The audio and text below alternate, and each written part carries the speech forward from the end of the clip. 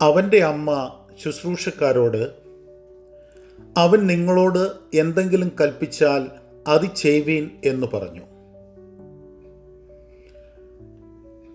അടയാളങ്ങളുടെ ആരംഭമായി നമ്മുടെ കർത്താവ് കാനായിലെ കല്യാണ വിരുന്നിൽ പച്ചവെള്ളം വീഞ്ഞാക്കിയതായിട്ട് നാം വായിക്കുന്നു. വലിയ നോമ്പിലേക്കുള്ള പ്രവേശനം സാധ്യമാകുന്ന ഈ ദിവസം കാനായിലെ കല്യാണ വിരുന്നിൽ പച്ചവെള്ളത്തെ വീഞ്ഞാക്കിയതായ ആ അത്ഭുതത്തെ നാം സ്മരിക്കുന്നു.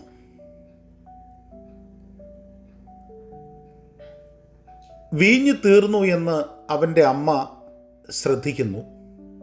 അത് ആതിഥേയർക്ക് വലിയ നാണക്കേടാകുമായിരുന്നു. പരിഭ്രാന്തരാകുന്നതിന് പകരം അവൾ വേലക്കാരോട് ഇപ്രകാരം പറയുന്നു: അവൻ നിങ്ങളോട് പറയുന്നത് എന്താണെന്ന് അത് നിങ്ങൾ അനുസരിക്കുക. ഈ വാക്യം വിശ്വാസത്തെയും അനുസരണത്തെയും ഉയർത്തിക്കാട്ടും. യേശു ഇതുവരെ പരസ്യമായ ഒരു അത്ഭുതം പ്രവർത്തിച്ചിട്ടില്ല എങ്കിലും മറിയ അവനെ പൂർണ്ണമായി വിശ്വസിച്ചു.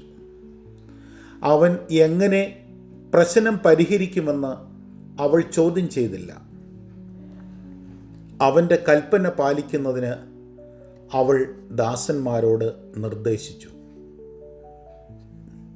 ദാസന്മാരും അനുസരണ കാണിച്ചു.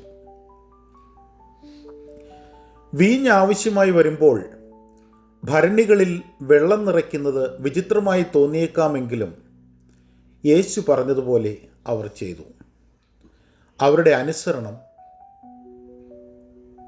ഒരു അത്ഭുതത്തിലേക്ക് നയിച്ചു.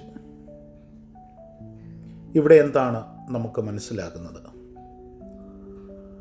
നമുക്ക് മനസ്സിലാകാത്തപ്പോൾ പോലും യേശുവിൽ വിശ്വസിക്കുകയും അവൻ്റെ വാക്കുകൾ അനുസരിക്കുകയും ചെയ്യുന്നത് അനുഗ്രഹങ്ങളിലേക്കും അത്ഭുതങ്ങളിലേക്കും നയിക്കുന്നു.